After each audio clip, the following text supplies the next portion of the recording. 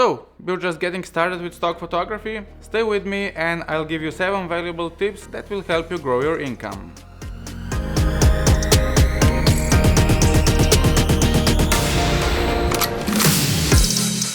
Hi guys, welcome back to my channel.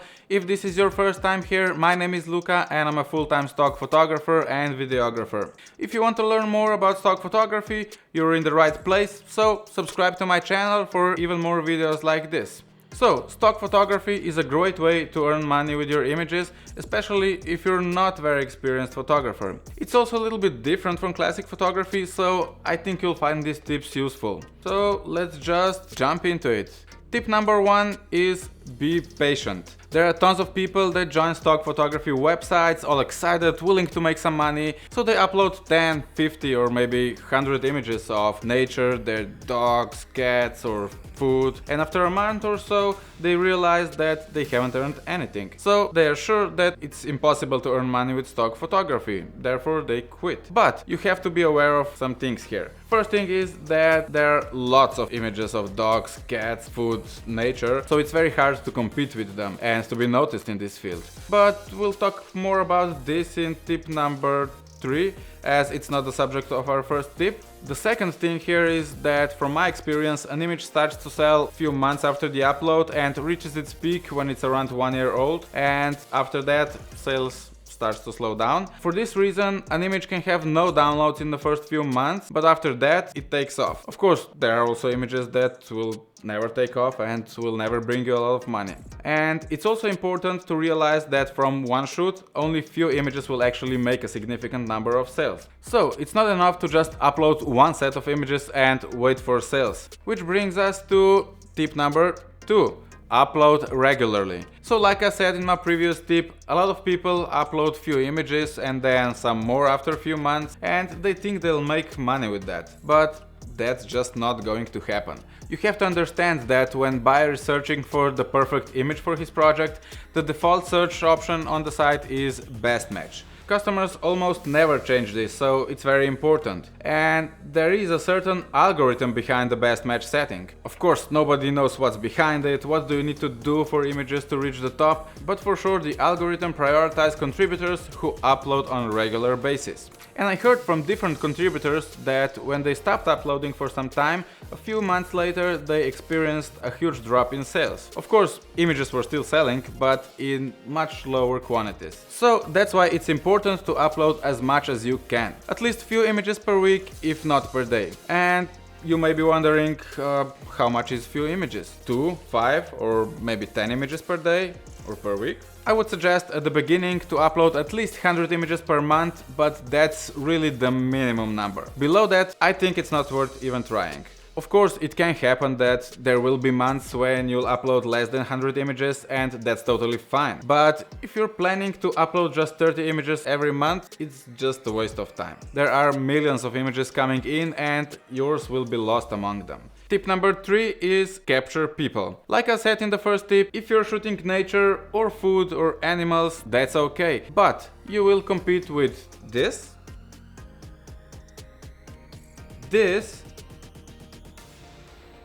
and this.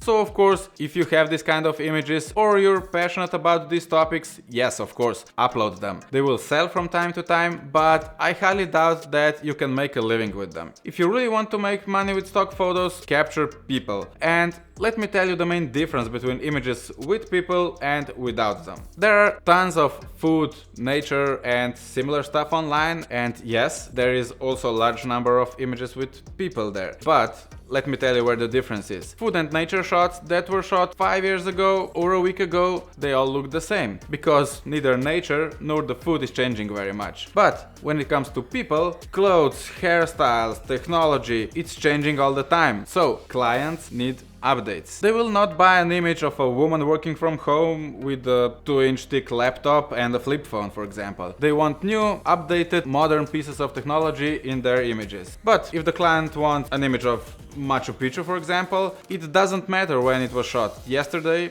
or 8 years ago. That is why it's much easier to get sales with lifestyle images with people than nature shots. Also, producing images with people is usually more difficult and more expensive than producing images without them.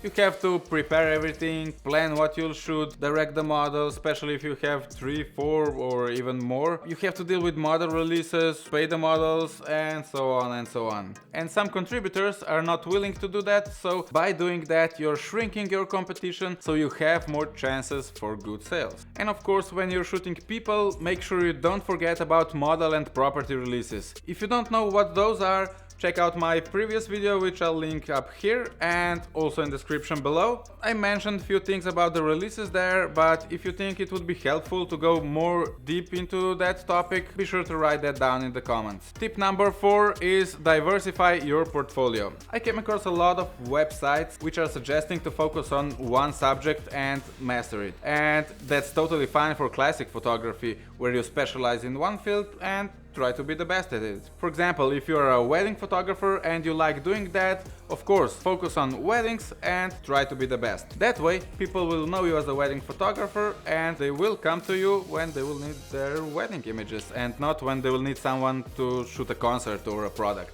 But in stock photography, I suggest you to shoot as many different things as possible.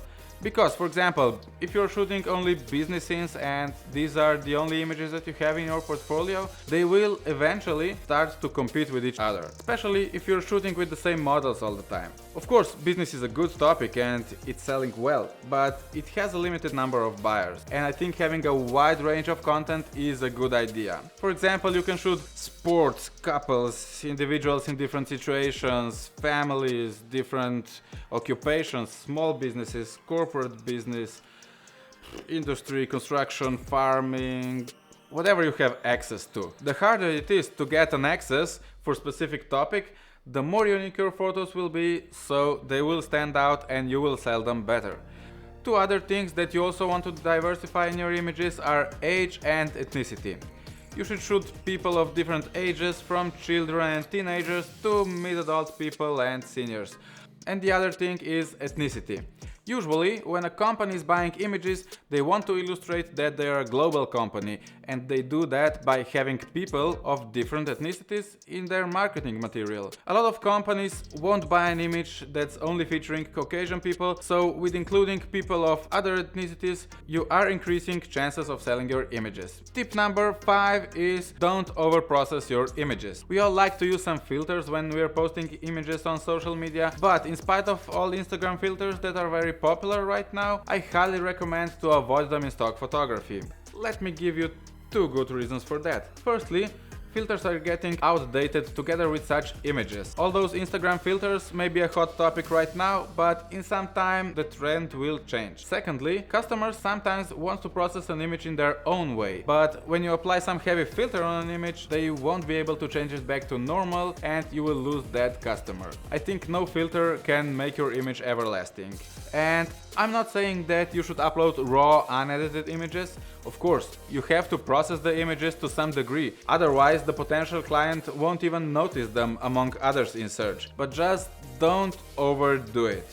Tip number 6 is leave some space. If you're reading or watching videos about photography tips, I bet you came across a tip that said fill the frame. But here in stock photography, the more important tip than fill the frame is to leave some space. Because you never know how your photo will be used. For example, if the client will use your image for a web page, they will probably crop it into letterbox format with a ratio 2.35 by 1. So if the subject is filling the whole frame of the image, letterbox format will not work. Another thing here is that if a customer is buying an image for a web page banner, they will probably add some text on the image itself. And that's the other reason where tightly cropped images will not work. That's why it's important to leave some space so the client can crop it to different ratios and also to add some text. This space is usually called copy space, so be sure to also add that phrase to your keywords. I admit I usually forget about this and I don't leave enough space, but I'm hearing all the time that copy space is very important. Let's just see one example of good use of copy space. Let's use this image. This image has a lot of copy space all around, so it can be used as a web page banner by cropping to 2.35 by 1. And we still have a space for copy, so we can add title or company logo. Also, this image can be cropped to 4:5 ratio for Instagram post or even 9:16 ratio for Instagram story. And it still has some space for adding text. And that's how you increase your chances of selling your images. But of course, also here, diversify. You also want to shoot close-ups, tight crops, medium crops, not just wide shots with lots of copy space. Tip number 7. Spend time on your keywords. Like I said in my previous video, you can upload the best image in the world, but if nobody can find it, you won't sell it. That's why I want to emphasize here how important it is to spend time on your titles, descriptions and keywords. I talked about keywords briefly in my previous video, so check that out. I will also link it down in the description. But if you want to learn more about keywords, leave a comment below and I can prepare the whole video around that topic. Okay, that's it for now.